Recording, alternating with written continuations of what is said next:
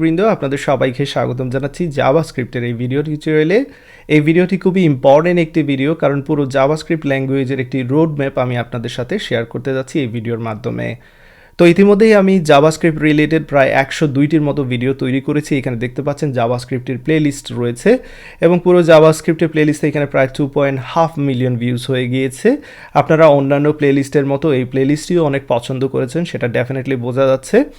এবং আশা করি এই প্লেলিস্ট থেকে আপনারা কিভাবে স্ক্র্যাচ থেকে শুরু করে অ্যাডভান্স জাভাস্ক্রিপ্ট সম্পর্কে জানতে হয় সেটা আপনারা অবশ্যই এই প্লেলিস্ট থেকে জেনে নিয়েছেন।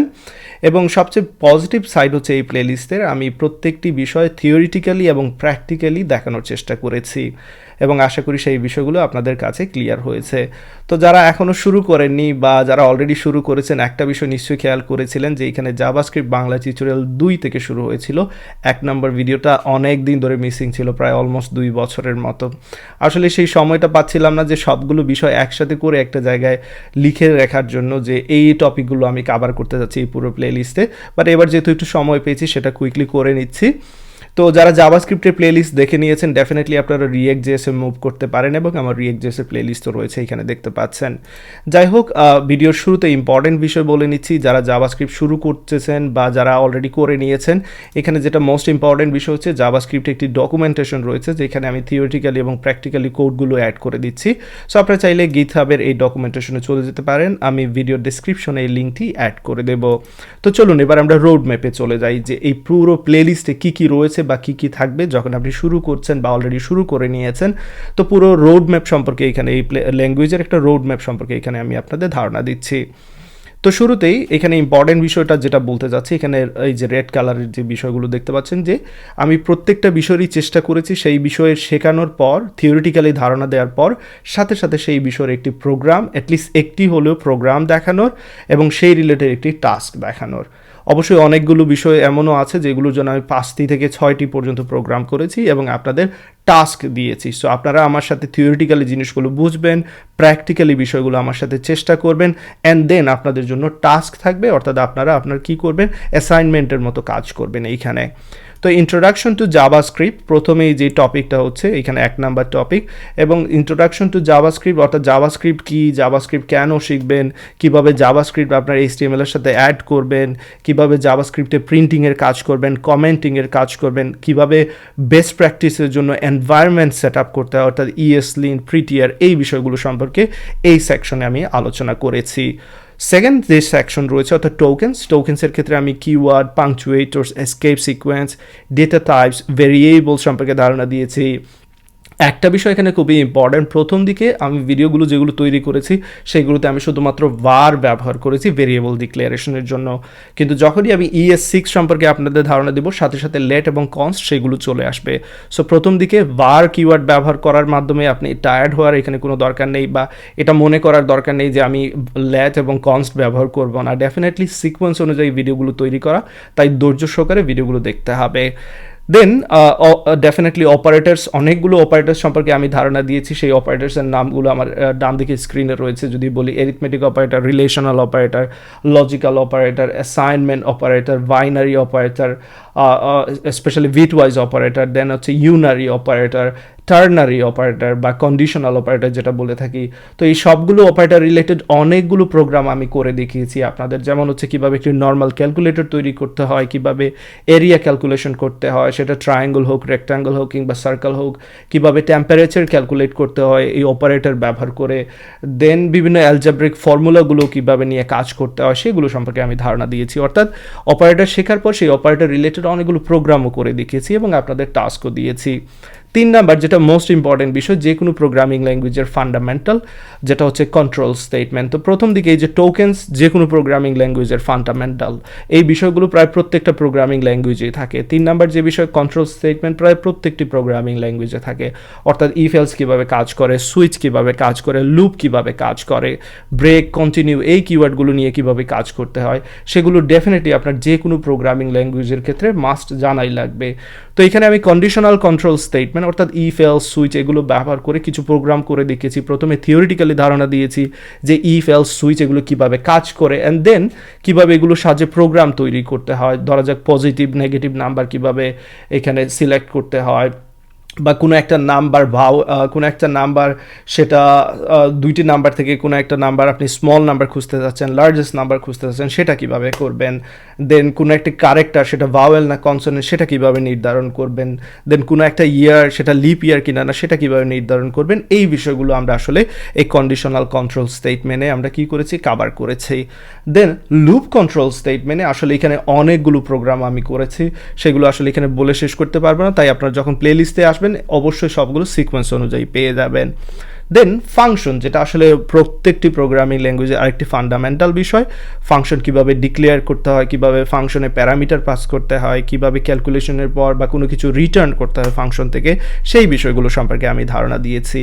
তারপর মডিউলারিটি সম্পর্কে আলোচনা করেছি, অর্থাৎ একটি ফাংশন কোনো একটা জায়গায় রয়েছে, অন্য একটা জায়গা থেকে কীভাবে সেই ফাংশনটা ব্যবহার করবেন মাল্টিপল টাইমস, তো সেই সকল বিষয় সম্পর্কে আমি ধারণা দিয়েছি।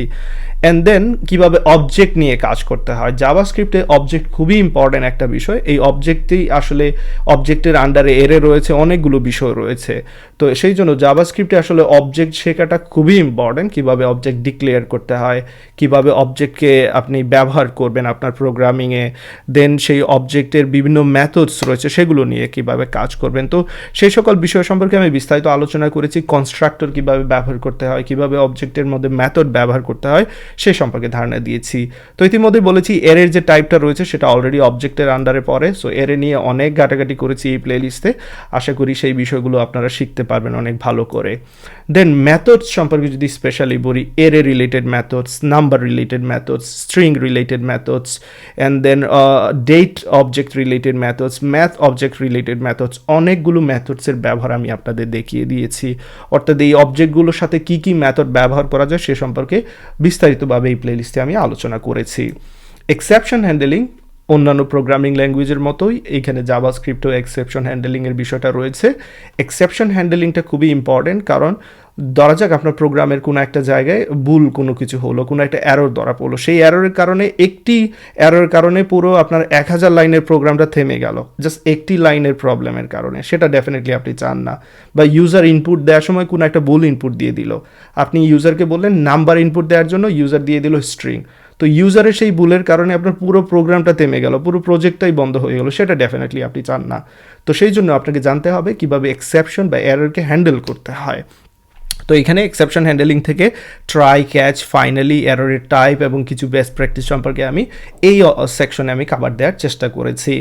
দেন ডম এবং BOM, document object model, browser object model বা browse object model most probably, তো এইগুলো সম্পর্কে আমি এখানে বিস্তারিত আলোচনা করেছি। কীভাবে ডকুমেন্ট অবজেক্ট মডেল ব্যবহার করে, অর্থাৎ এখানে আপনি এই পদ্ধতির দ্বারা কি করতে পারবেন, জাভাস্ক্রিপ্ট থেকে HTML এলিমেন্টগুলোকে সিলেক্ট করতে পারবেন, আপনি মডিফাই করতে পারবেন, সেগুলোকে ডিলিট করতে পারবেন, কিংবা চাইলে নতুন HTML এলিমেন্টও জাভাস্ক্রিপ্ট থেকে তৈরি করতে পারবেন, কীভাবে স্টাইলিং অ্যাড করতে পারবেন, সেই বিষয়গুলো সম্পর্কে বিস্তারিত আলোচনা করেছি। স্পেশালি এখানে বিভিন্ন ইভেন্টস যেগুলো খুবই কাজে লাগবে পরবর্তীতে যখন রিয়েক্টে মুভ করবেন, মাউস ইভেন্ট, কীভাবে কিবোর্ড ইভেন্ট নিয়ে কাজ করতে হয়, অর্থাৎ মাউসের দ্বারা যখন আপনি ক্লিক করবেন তখন কোনো একটা কাজ করতে যাচ্ছেন, তো সেই বিষয়গুলো আসলে এই সেকশনে আমি আলোচনা করেছি। তো এই ডম এবং বম সম্পর্কে আসলে অনেকগুলো প্রজেক্টও আমি তৈরি করেছি, image, slide show, calculator, guessing game, quiz, most probably কুইজটা এখনও অ্যাড করিনি, বাট অধিকাংশ এখানে প্রজেক্ট কিন্তু আমি অলরেডি এই প্লেলিস্টে অ্যাড করে দিয়েছি ডকুমেন্ট অবজেক্ট মডেল সম্পর্কে। তো এখানে যদি আমি আপনাদের দেখাই, যে দেখতে পাচ্ছেন ডকুমেন্ট অবজেক্ট মডেল রয়েছে, ডকুমেন্ট অবজেক্ট মডেল ব্যবহার করে কীভাবে HTML এলিমেন্ট সিলেক্ট করতে হয়, query selector, then find, create, add, remove HTML element, এগুলো বিষয় রয়েছে। ট্রাভার্সিং কীভাবে করতে হয় ডমে, ইমেজ স্লাইডার প্রজেক্ট এখানে দেখতে পাচ্ছেন, স্টাইল কীভাবে ডমের মাধ্যমে চেঞ্জ করতে সেগুলো এখানে দেখিয়েছি, how to play audio in JavaScript, how to play video, এগুলো বিষয়গুলো এখানে রয়েছে, কীভাবে অ্যানিমেশন অ্যাড করতে হয় এবং রিমুভ করতে হয় জাভাস্ক্রিপ্টের মাধ্যমে, সেগুলো এখানে দেখতে পাচ্ছেন। তো ইভেন্ট সম্পর্কে অনেক বিস্তারিত দেখতে পাচ্ছেন, mouse event, keyboard event, focus event, clipboard event, drag event. Then BOM থেকে ব্রাউজার অবজেক্ট মডেল থেকে লোকেশন অবজেক্ট নিয়ে কীভাবে কাজ করতে হয়, পপ আপ বক্সগুলো নিয়ে কীভাবে কাজ করতে হয়, টাইমিং ইভেন্টস নিয়ে খুবই ইম্পর্ট্যান্ট একটা বিষয়, কীভাবে এইখানে set time out, set interval, এই ফাংশনগুলো নিয়ে কাজ করতে হয় সেই প্রসঙ্গে বিস্তারিত ধারণা দিয়েছি, এবং সেই সাথে কীভাবে একটি ক্লক তৈরি করতে হয় ব্রাউজার অবজেক্ট মডেল ব্যবহার করে সেই সম্পর্কে ধারণা দিয়েছি। ফাইন, দেন চলুন পরবর্তী বিষয়টা আমরা দেখে নিই। ES6 এবং API সম্পর্কে এখানে আমি আলোচনা করতে যাচ্ছি। তবে তার আগে টু ডু অ্যাপ কিন্তু কীভাবে ক্রুড অপারেশন করতে হয়, অর্থাৎ create, read, update, delete, to do, সেই সম্পর্কে একটি প্রজেক্ট এখানে রয়েছে। তো চলুন ES6-এ চলে আসি। ES6-এর ক্ষেত্রে লেথ, কনস্ট, বার, এই যে ডিফারেন্সগুলো সেগুলো এখানে আলোচনা করেছি। টেমপ্লেট, লিটারালস কীভাবে ব্যবহার করতে হয়, default parameter, rest parameter, spread operator, destructure, object literals এবং অনেকগুলো বিষয় এখানে আমি আলোচনা করেছি। একেবারে বেসিক থেকে অ্যাডভান্স লেভেলের বিষয়গুলো সম্পর্কে এখানে ধারণা দেওয়ার চেষ্টা করেছি। অ্যারো ফাংশন, দেন এইখানে অবজেক্ট ওরিয়েন্টেড প্রোগ্রামিং, সেগুলো কীভাবে কাজ করে জাভাস্ক্রিপ্টে সেই সম্পর্কে ধারণা দিয়েছি। এবং মোস্ট ইম্পর্টেন্ট যে বিষয়গুলো, আসলে ক্রিটিক্যাল বিষয়গুলো বা অ্যাডভান্স বিষয়গুলো, যেমন সিঙ্ক্রোনাস, অ্যাসিঙ্ক্রোনাস প্রোগ্রামিং সম্পর্কে এখানে বিস্তারিত আলোচনা করেছি, একেবারে বেসিক বা স্ক্র্যাচ থেকে শুরু করে অ্যাডভান্স লেভেল পর্যন্ত, যাতে করে আপনারা অ্যাসিঙ্ক্রোনাস প্রোগ্রামিং শুনলেই যাতে ভয় না পান। এটা কিভাবে কাজ করে, এটা জিনিসটা কি, এখানে কলব্যাক ফাংশন কি, হায়ার অর্ডার ফাংশন কি, প্রমিস কি, অ্যাসিং কি, অ্যাওয়েট কি, প্রত্যেকটা বিষয় আমি খুবই সুন্দরভাবে বোঝানোর চেষ্টা করেছি। আশা করি আমার অ্যাসিঙ্ক্রোনাসের ভিডিওগুলো দেখা মাত্রই আপনি বুঝতে পারবেন যে কতটুকু সহজভাবে আমি চেষ্টা করেছি ইনশাআল্লাহ। দেন এখানে জেসন, জাভাস্ক্রিপ্ট অবজেক্ট নোটেশন, যেটা কিনা আপনার ডেটা ট্রান্সফার করার জন্য খুবই ইম্পর্ট্যান্ট একটা বিষয়, বা ডেটাকে রিপ্রেজেন্ট করার জন্য খুবই একটা ইম্পর্ট্যান্ট ওয়ে। তো জেসন সম্পর্কেও এখানে বিস্তারিত আলোচনা করেছি। আমার যতটুকু মনে আছে, আমি যদি জেসনের ভিডিওগুলো খোঁজার চেষ্টা করি, তারপরে একটু সময় নিচ্ছি। তো এখানে দেখতে পাচ্ছেন যে complete Jason Bangla tutorial 1, Bangla tutorial 2, অর্থাৎ জেসনের একটি প্লেলিস্ট রয়েছিল, সেই ভিডিওগুলো কিন্তু আমি এখানে এই জাভাস্ক্রিপ্টের প্লেলিস্টে অ্যাড করে দিয়েছি, কারণ এখানে জেসন সম্পর্কে জানা খুবই ইম্পর্ট্যান্ট। তো যখনই আপনি জাভাস্ক্রিপ্ট নিয়ে কাজ করবেন, কিংবা যদি ব্যাকএন্ডের নোড.js নিয়ে কাজ করেন, এক্সপ্রেস.js নিয়ে কাজ করেন, যে কোনো জায়গাতেই কাজ করেন, ডেটা ট্রান্সফারের জন্য ফ্রন্ট এন্ড থেকে ব্যাকএন্ড, ব্যাকএন্ড থেকে ফ্রন্ট এন্ড, আপনার জেসনটা জানা খুবই জরুরি। সো সেই জন্য জেসন সম্পর্কে বিস্তারিত আলোচনা করেছি। দেন ডেটা কীভাবে ফ্যাচ করতে হয়, ধরা যাক আপনার একটি এপিআই রয়েছে, একটি ব্যাকএন্ডে সার্ভার রয়েছে, সেই সার্ভার থেকে কীভাবে ডেটা নিয়ে আসতে হবে সেই প্রসঙ্গে এখানে ধারণা দিয়েছি। ফ্যাচ ব্যবহার করে, কিংবা এক্সিওস ব্যবহার করে, কিংবা অ্যাজাক্স ব্যবহার করে ডেটা ফ্যাচ করতে হয় সে সম্পর্কে ধারণা দিয়েছি।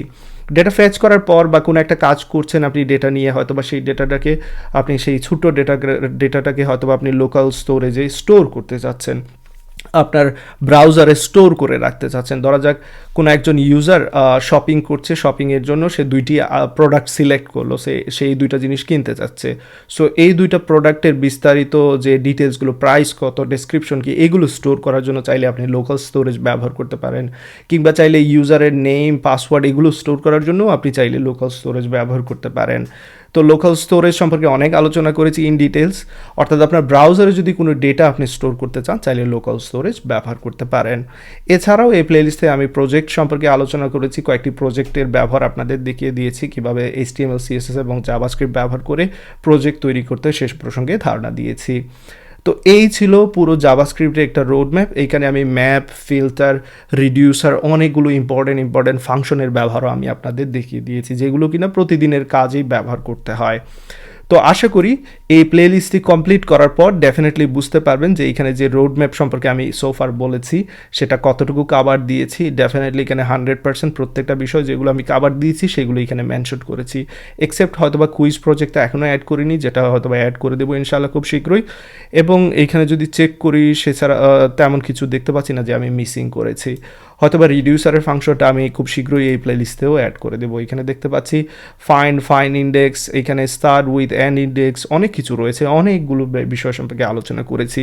তো 102টি ভিডিও যখনই দেখবেন, আপনি এখানে টায়ার্ড হওয়ার কোনো কিছু নেই। কোনো কিছু ভালোভাবে শেখার জন্য অনেকগুলো বিষয় সম্পর্কে আপনার ফান্ডামেন্টাল যত বেশি ক্লিয়ার হবে, তত বেশি আপনি জাভাস্ক্রিপ্ট নিয়ে যখন কোনো একটা বড় প্রজেক্ট করবেন বা React.js নিয়ে কাজ করবেন, তত ইজি হবে। তো প্রথম দিকে সময় নিয়ে ভালোভাবে শিখতে হবে, সেটা হচ্ছে মেইন ইম্পর্টেন্ট বিষয়। তো আপনাদের জন্য দোয়া রইল। ভিডিওটি দেখার পর নিশ্চয়ই প্লেলিস্টটা ফলো করার জন্য আরও আপনাদের মোটিভেশন আসবে, এবং আশা করি যারা অলরেডি কমপ্লিট করে নিয়েছেন তারা এখান থেকে একটা ধারণা নিয়েছেন যে কী পরিমাণ জিনিস আপনার সোফার শিখেছেন এবং সেগুলো ভবিষ্যতে কী কী বা কাজে লাগবে সেটাও আশা করি এখান থেকে বুঝতে পেরেছেন। সবাই ভালো থাকুন, সুস্থ থাকুন, আল্লাহ হাফিজ।